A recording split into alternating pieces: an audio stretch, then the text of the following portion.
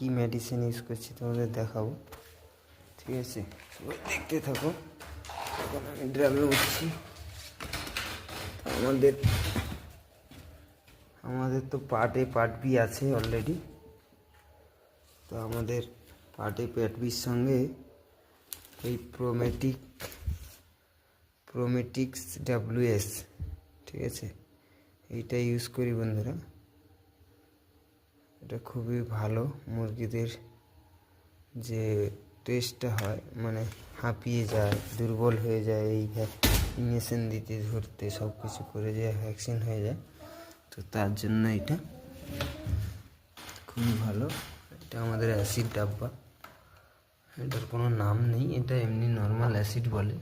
তো যেটা আমরা আগে ঢেলেছি সুজি টিসি, এটা হচ্ছে সেই। কেমন আছো সবাই? ভালো থেকো সবাই।